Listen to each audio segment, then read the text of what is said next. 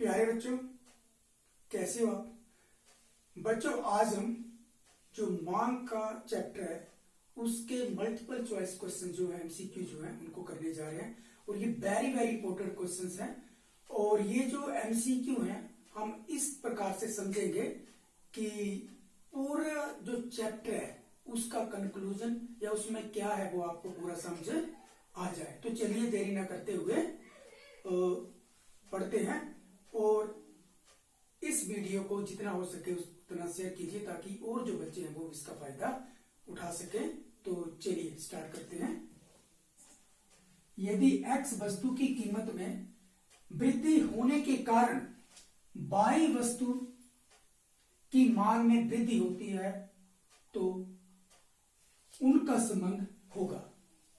यानी कि समझ लेना आपने, कोई वस्तु x है, उसकी कीमत में वृद्धि होने के कारण जो दूसरी वस्तु है y वस्तु जो है उसकी मांग में वृद्धि होती है, तो इन दोनों वस्तुओं के बीच जो संबंध पाया जाता है उसे क्या कहते हैं। क्वेश्चन पूरा द्वारा लिख लीजिए।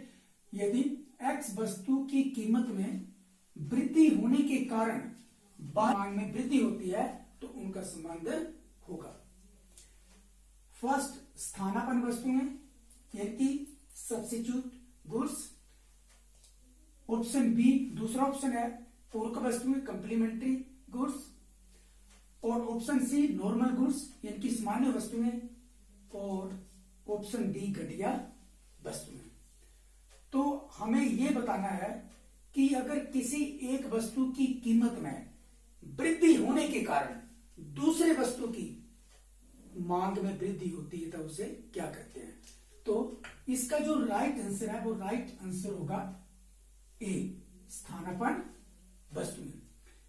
स्थानापन्न वस्तुओं में क्या होता है कि अगर एक वस्तु जो मिलती जुलती होती है, एक वस्तु की कीमत में वृद्धि होती है तो व्यक्ति क्या करते हैं कि उस वस्तु का उपभोग ना करके उससे मिलती जुलती वस्तु का क्या कर लेते हैं, वो उपभोग कर लेते हैं। तो इसके कारण क्या होता है, एक वस्तु की कीमत में बढ़ जाती है, एक वस्तु की कीमत बढ़ जाती है लेकिन दूसरे वस्तु की मांग बढ़ जाती है। उदाहरण के तौर पर अगर चाय की कीमत में वृद्धि हो जाए तो लोग उसका जो सब्स्टिट्यूट है कॉफी, उसका उपभोग करेंगे। चाय की कीमत बढ़ने के कारण कॉफी का उपभोग करेंगे और इसका मतलब है कि कॉफी की मांग जो है वो बढ़ जाएगी। चाय की कीमत बढ़ने के कारण कॉफी की मांग में क्या हो जाएगा, वो वृद्धि हो जाएगी। तो right option is A, that is स्थानापन्न वस्तुएं, सब्स्टिट्यूट गुड्स। क्वेश्चन नंबर 2, मांग वक्र का ढलान स्लैब ब्लैंक खाली स्थान की ओर होता है। मांग वक्र का ढलान खाली स्थान ब्लैंक की ओर होता है। तो हमने पढ़ा है कि मांग वक्र का जो ढलान होता है लेफ्ट टू राइट डाउनवर्ड होता है। तो ऑप्शन आप देख लीजिएगा। ऑप्शन ए ऊपर की ओर, ऑप्शन बी नीचे की ओर, ऑप्शन सी दोनों ए और बी, और ऑप्शन डी इनमें से कोई नहीं। तो इसका जो राइट आंसर होगा क्या होगा, वो that is B, option B नीचे की ओर। और ये कैसे होता है बच्चों, ये देखेंगे आप, ये बिल्कुल ऐसे होता है, ऊपर से नीचे की, और ये y एक्सिस है, ये x एक्सिस है, ऊपर से नीचे की ओर होता है।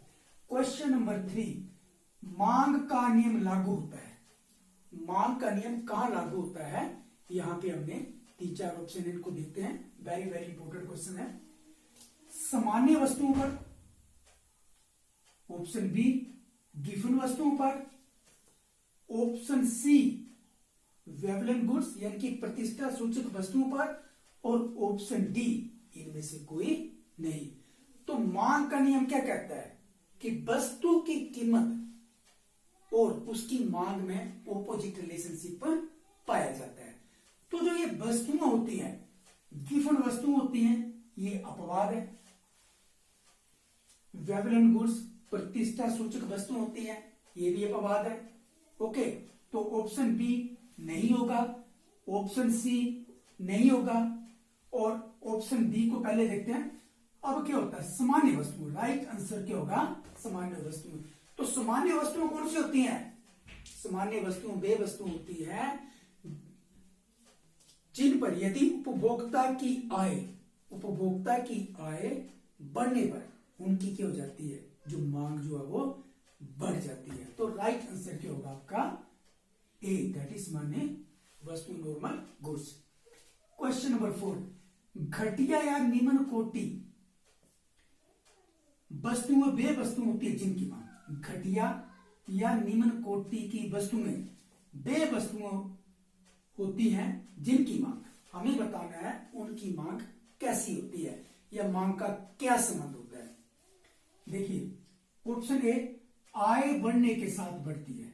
ऑप्शन ए, आय बढ़ने के साथ बढ़ती है। ऑप्शन बी, आय के कम होने से बढ़ती है।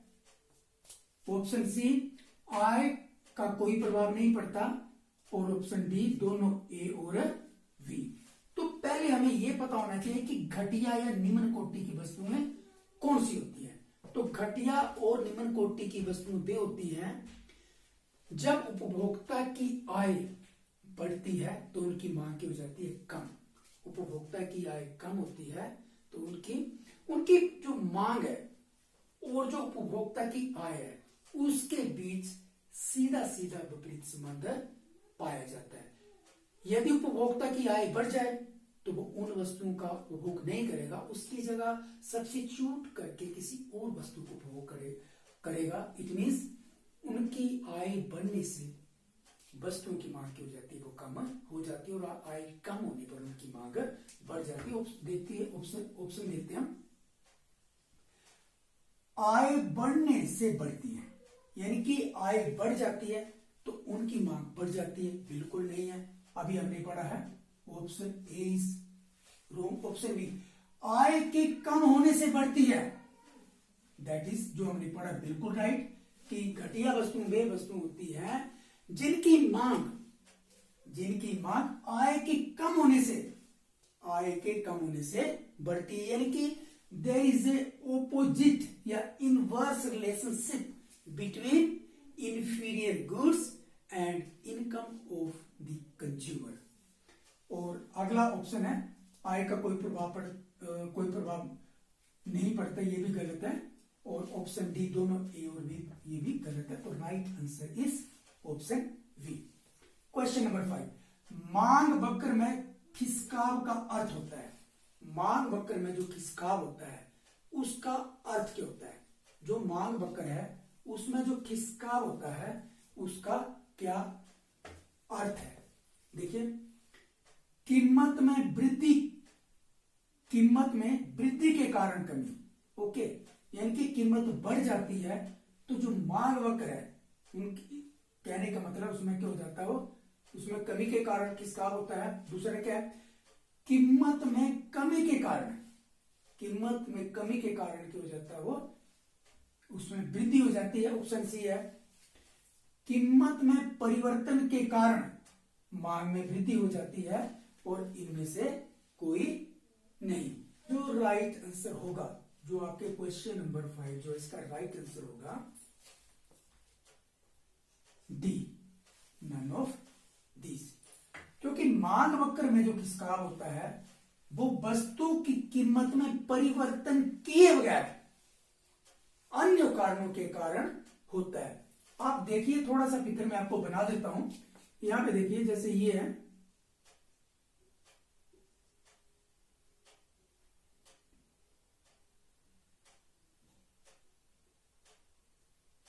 जैसे एक ही मांग वक्र बन गया D1 ओके, और एक दूसरा फिर मांग वक्र बन जाएगा D1 ये बनेगा, या ये DD है वो D1 बन गया।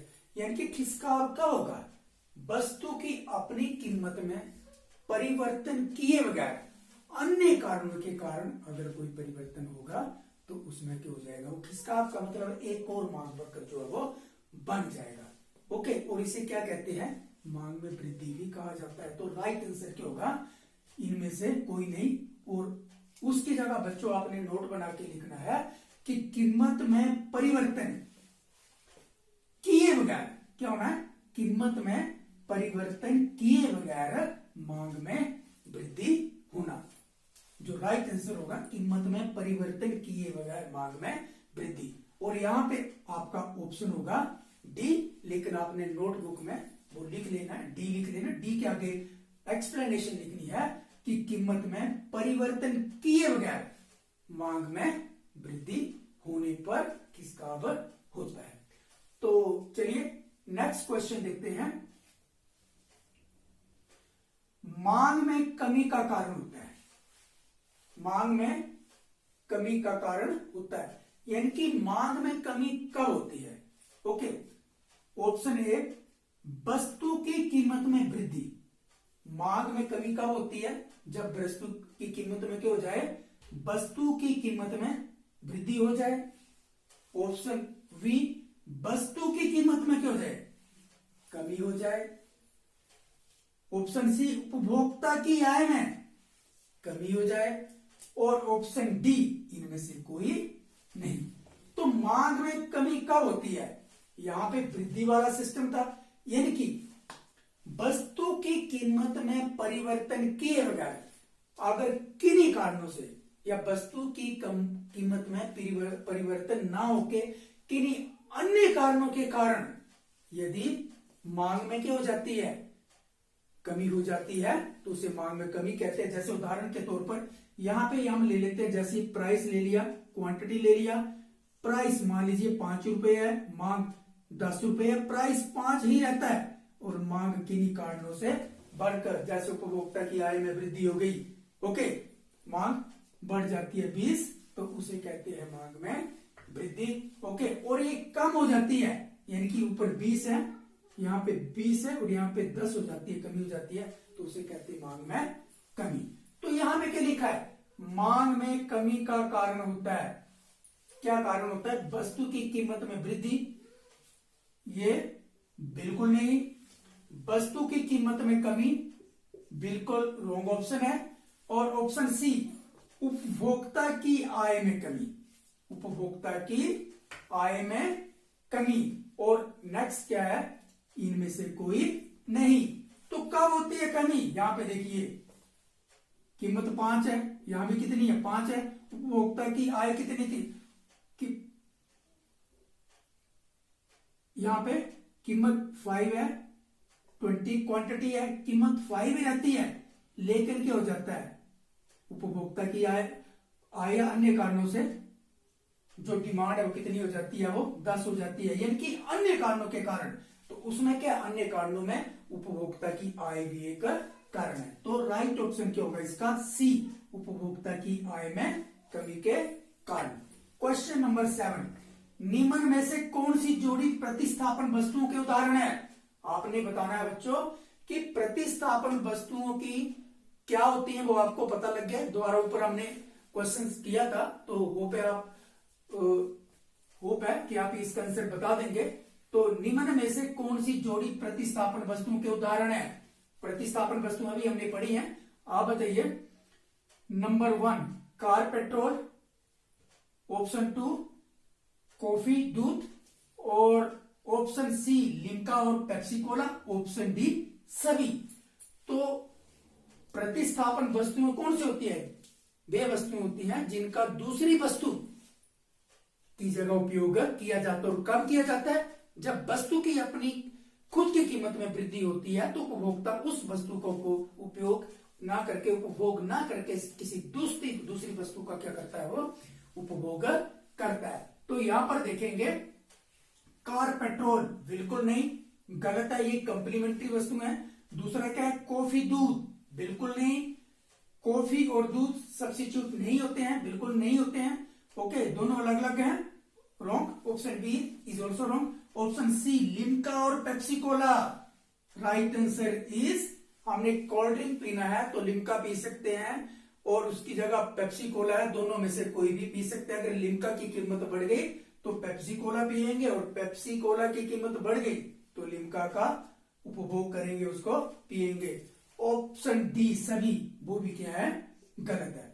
और बच्चों इसके साथ आपने एक क्वेश्चन और लिखना है, वो आप लिखिए कि निम्नलिखित में से कौन सी, निम्नलिखित में से कौन सी कंप्लीमेंट्री वस्तु या सहायक वस्तुओं के उदाहरण है। निम्नलिखित में से कौन सी जोड़ी सहायक वस्तुओं का उदाहरण है, कंप्लीमेंट्री गुड्स का एग्जांपल है। और आपके ऑप्शन सेम वही होंगे, कार पेट्रोल, कॉफी, और ये चेंज करना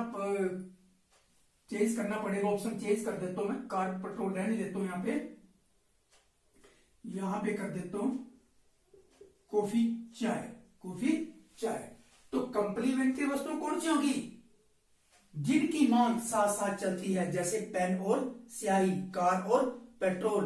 अगर कार की मांग बढ़ेगी तो पेट्रोल की मांग भी बढ़ेगी, कार की मांग कम होगी तो पेट्रोल की मांग भी कम होगी। अगर पेन नहीं खरीदेंगे तो स्याही भी नहीं खरीदेंगे, तो दोनों की मांग क्या है, वो जिनकी मांग सहायक वस्तु वे वस्तु होती है जिनकी मांग साथ साथ चलती है। तो इसका राइट ऑप्शन उसकी जगह क्या हो जाएगा, कार और पेट्रोल। क्या हो जाएगा, कार और पेट्रोल। तो आपने बच्चों ये क्वेश्चन भी आपने लिखना है। और नेक्स्ट वन इज गिफन के विरोधाभास का अर्थ है। ये कौन है उसमें, गिफन। ओके, तो सर रॉबर्ट गिफन थे। तो गिफन के विरोधाभास का अर्थ है क्या, वो हमने बताना है। मांग वक्र का ऋणात्मक ढलान। मांग वक्र का ऋणात्मक ढलान का मतलब है ये ऊपर से नीचे की ओर। दूसरा क्या है, मांग वक्र का धनात्मक ढलान। धनात्मक क्या होता है, पॉजिटिव स्लोप की होती है डिमांड कर्व की। वो ये देखिए एक्स एक्सिस, वाई एक्सिस, यहां पे देखेंगे आप, ये दिस इज पॉजिटिव, नीचे से ऊपर की ओर। इट मीन्स वेयर ये सिचुएशन होती है, one law of demand fails. Law of demand क्या हो, इंप्लीमेंट नहीं होता, अपवाद होता है। तो गिफन के विरोधाभास का अर्थ है मांग वक्र का धनात्मक ढलान, यानी कि वस्तु की कीमत बढ़ने पर मांग बढ़ती है और वस्तु की कीमत कम होने पर उन वस्तुओं की मांग क्या हो जाती है, वो कम हो जाती है। यानी कि मांग के नियम के बिल्कुल उल्टा यहां पे होता है। क्वेश्चन नंबर 9, उपभोक्ता की आय में वृद्धि के कारण मोटे अनाज यानी कि घटिया वस्तु का मांग वक्र होगा। उपभोक्ता की आय में वृद्धि होने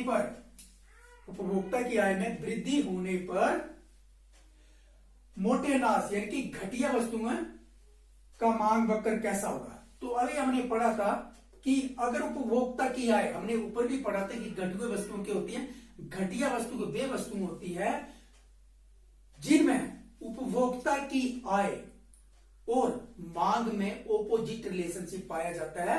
यानी कि उपभोक्ता की आय बढ़ जाती है तो उनकी मांग कम होती है, और आय कम होती है तो उनकी मांग बढ़ जाती है। तो यहां क्या पूछा है कि उपभोक्ता की आय में वृद्धि के कारण घटिया वस्तुओं की मांग क्या हो जाएगी, वो ऑटोमेटिकली कम हो जाएगी। तो ऑप्शन देखिए, पहला ऑप्शन है बाईं ओर खिसकता है, दूसरा ऑप्शन है दाईं ओर खिसकता है, और तीसरा ऑप्शन है सरकेगा नहीं बल्कि उसी मांग वक्र पर ऊपर की ओर चलेगा, और ऑप्शन डी है सरकेगा नहीं बल्कि उसी मांग वक्र पर नीचे की ओर चलेगा। तो यहां क्या हो जाएगा, उपभोक्ता की आय में जो वृद्धि होती है, ठीक है, उपभोक्ता की आय में वृद्धि होती है तो घटिया वस्तुओं का मांग वक्र कैसा हो जाएगा, वो क्या हो जाएगा आपका ऑप्शन ए, बाईं ओर खिसकेगा। ओके, क्या हो जाएगा, बाईं ओर खिसकेगा। तो राइट ऑप्शन क्या हो जाएगा, A. Right option is A. तो बच्चों ये चैप्टर हो गया।